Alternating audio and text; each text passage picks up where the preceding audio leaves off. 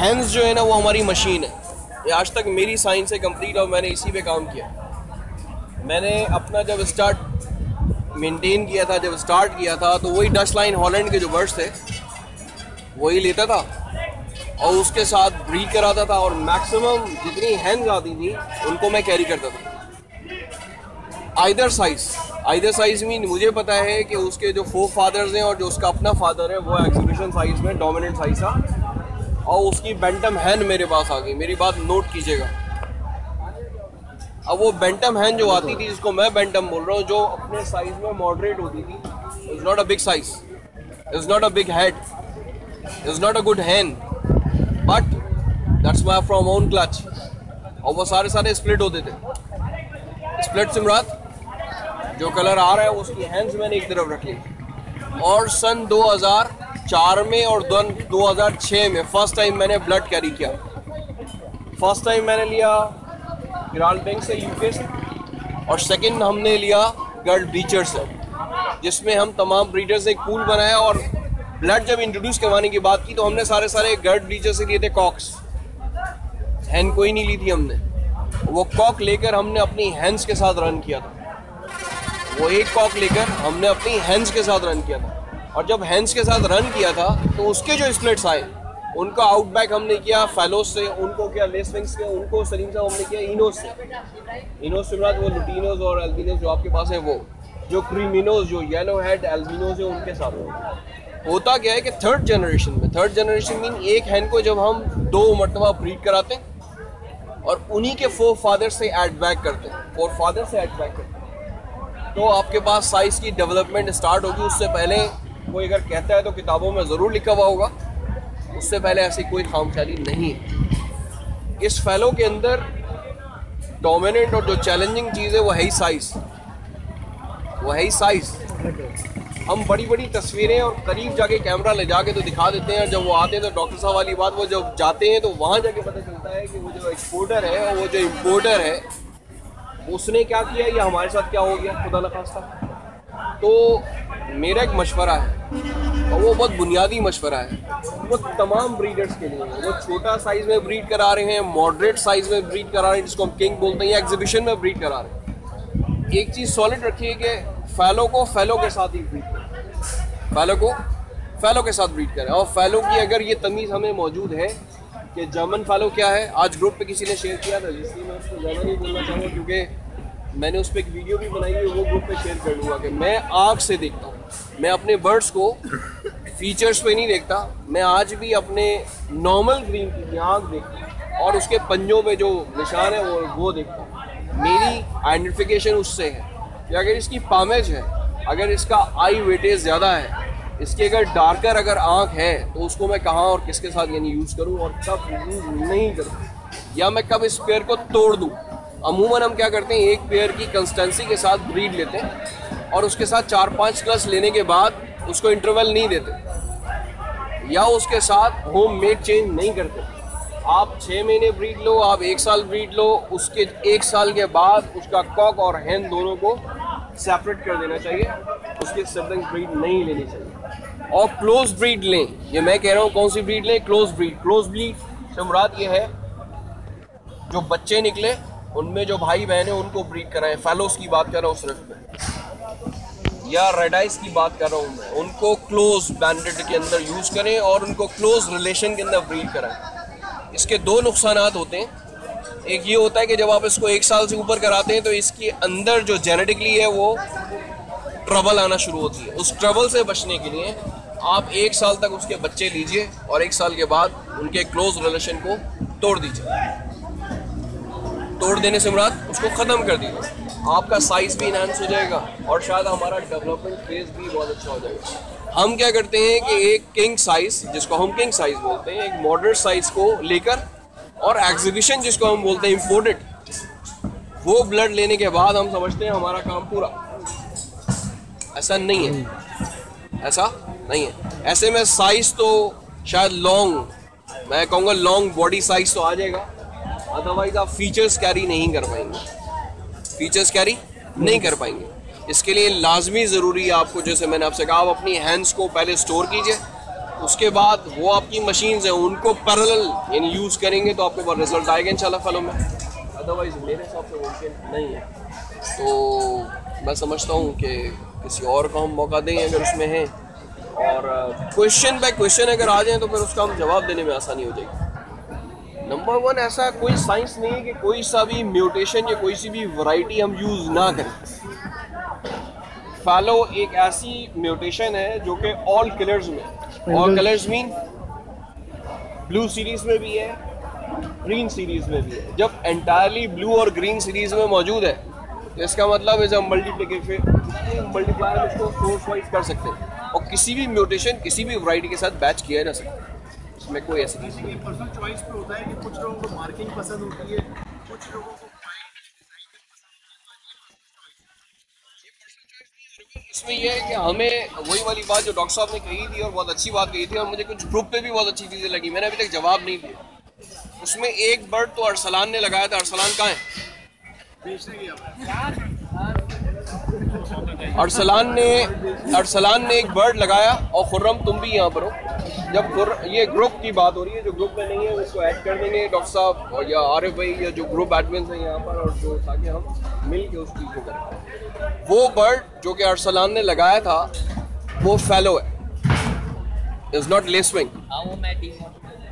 वो तुम्हारा बर्ड जो तुमने लगाया था वो फैलो है, और फैलो के अंदर सुनिएगा मेरी बात, क्योंकि ये फैलो बर्ड है जो आपको येलो की तरफ लेकर जाएगा। मेरी बात नोट कीजिए, कौन सा बर्ड? Yellow bird. आपका फैलो ही आपको ऑरेंज में लेकर जाएगा, आपका फैलो ही आपको ब्राउन में लेकर जाएगा। ये इतना बड़ा स्ट्रेंथ बर्ड है, कलर की डोमिनेंसी को ब्रेक कर रहा है। और जो तुम्हारा बर्ड है अरसलान, उसके अंदर वायलेट पिंक शीन मौजूद है, वायलेट पिंक शीन मौजूद है शोल्डर्स पे। इस बर्ड को अगर हम कोबाल्ट के साथ अगर हैंडल करेंगे तो हमारे पास एक ऐसे उन्नाबी कलर के, उन्नाबी समझते हैं जी जी, शायद कि तुम्हारी शर्ट है इसको और कम कर दो तो उस शीन में बर्ड आ जाएंगे। ऐसे बर्ड को कैरी करना चैलेंज सिर्फ फैलो के अंदर वो पावर्स मौजूद हैं। इस रेड बर्ड के अंदर ये पावर मौजूद है कि ये हमें थ्रो करके दे सकता है। मार्किंग की बात, मार्किंग का फिनोमेना कुछ ऐसा है कि हमारी मार्केट की जो स्लैंग टर्मिनोलॉजी है ना, उसमें हमें शायद उसका इल्म नहीं है, मैं ये कहूँगा उसका इल्म नहीं है। फैलो की मार्किंग के अंदर आप बेहतर तौर पे बताए पाएंगे जो चाहिए। नंबर 2, दोबारा रिपीट कर दें। जो डार्क मार्किंग है, वो डार्क मार्किंग क्यों आती है? वो डार्क मार्किंग इसलिए आती है जो हमारे नॉर्मल बर्ड्स के साथ जब वो ब्रीड होता है और ऑफलाइन बैच का बर्ड होता है। किस बैच का बर्ड होता है? ऑफलाइन। बैकग्राउंड क्या होता है उसका? ऑफलाइन। वो बर्ड 100% मार्किंग जो अपनी प्रोपोज रखेगा। और जो फेडेड बर्ड होते हैं, फेडेड बर्ड मीन जिनको हमने मादर पिदर का पता नहीं होता, नर मादी देखा और लगा दिया, अब लगा दिए तो बच्चे आ रहे हैं और फैलो के बच्चे आ रहे हैं। तो एक हो गई लाइट मार्किंग, एक हो गई डार्क मार्किंग। इसका मतलब आपको कंसंट्रेट करना होगा कि आपने अपनी ग्रुपिंग को रखना कैसे।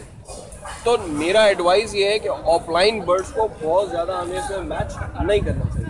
इसके न सिर्फ हम नॉर्मल्स को रखेंगे। किन को रखेंगे? Normals, green, grey, cobalt, mauve, ये रखेंगे वाइट बैच के साथ, और जो येलो होंगे उनके साथ इनके अपोजिट। सिंपल टू, इसके अलावा नहीं। इससे हम मार्किंग भी इम्प्रूव कर लेंगे, इससे हम अपने स्टड की जो हेल्थ है वो भी मेंटेन कर लेंगे, और जो क्लास साइज है उसको भी इम्प्रूव कर लेंगे। ये छोटा सा एक टूल है। फैलोस के अंदर जब वाइट बर्ड के अंदर, वाइट मीन ब्लू के अंदर, जब ब्लू सीरीज के अंदर mean sky blue, cobalt, mauve, violet, dark factor blue, कोई भी बर्ड हो इसके अंदर अगर शीन आए तो ये ब्लू है, इसके साथ ग्रीन बर्ड यूज कर लें। कौन सा बर्ड यूज कर लें? फैलो का ग्रीन। और जो ग्रीन सीरीज है उसका ब्लू बर्ड यूज कर लें, शीन खत्म। लेकिन वो बर्ड नॉर्मल होने चाहिए। इवन ग्रे, नॉर्मल ग्रे जो होता है वो भी शीन खत्म करने के लिए काफ़ी ज़्यादा, उसके साथ आप ग्रे ग्रीन और ग्रीन यूज करेंगे तो ग्रे ग्रीन यूज करेंगे तो वो शीन खत्म हो जाएगा। जी बिल्कुल, सिंपल।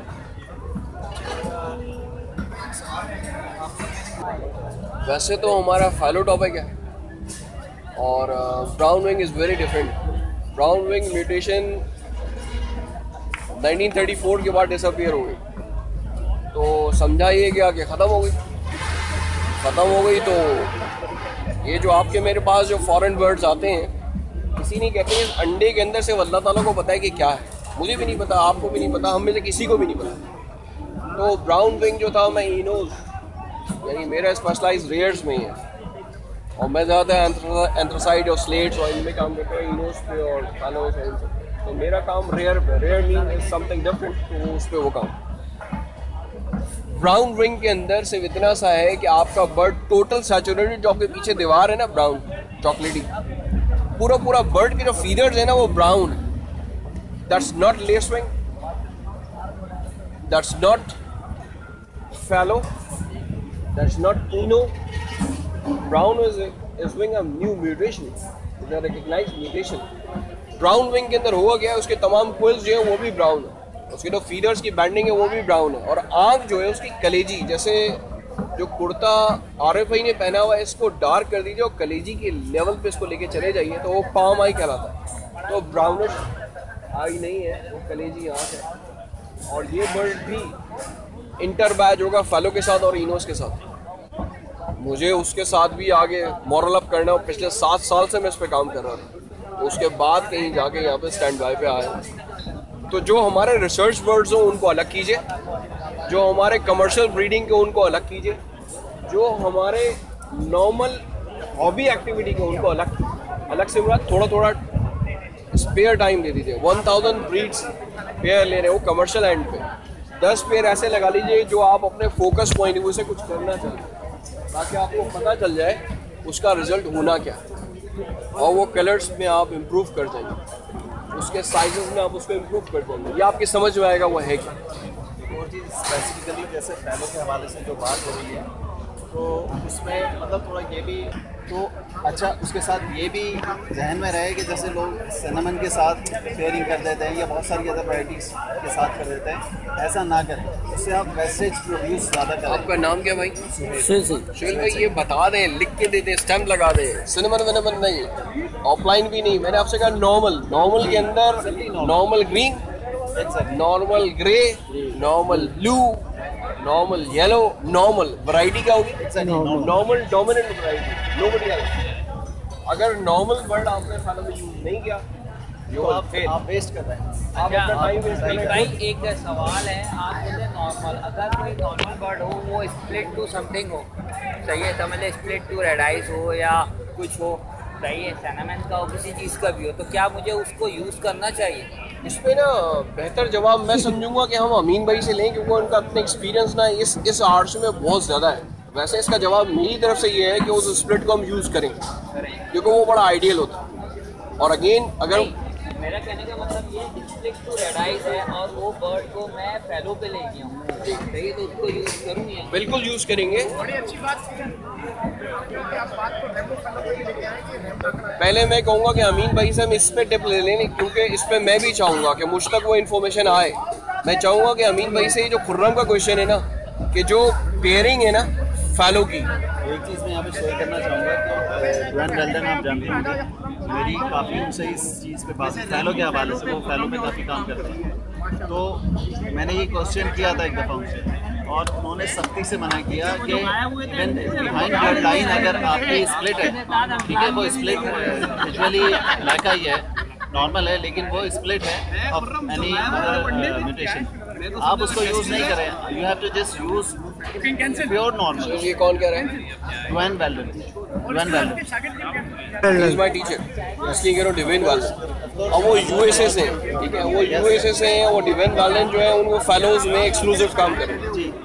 अब अगेन वो इस कॉन्टेक्स्ट में कह रहे हैं, वो इस कॉन्टेक्स्ट में कह रहे हैं, मैं उनसे पढ़ा हुआ हूँ जी, मैंने खुद बहुत 4 से 5 नहीं, बाकायदा हमने उस तदरीस का हिस्सा रहे, जिसमें वो हमारे टीचर हैं। और लास्ट 2010 की जो जजिंग थी ना, पेक्टोरल जजिंग, वो भी उन्होंने पाकिस्तान, उनका ये कहना है इस कॉन्टेक्स्ट में, क्योंकि हम लोग इधर उधर निकल जाते हैं, तो वो हमें उस निकलने से बचाने के लिए क्या कह रहे हैं? एब्सोल्यूट, उन्होंने कहा कि you have to just focus with normals, only with normals।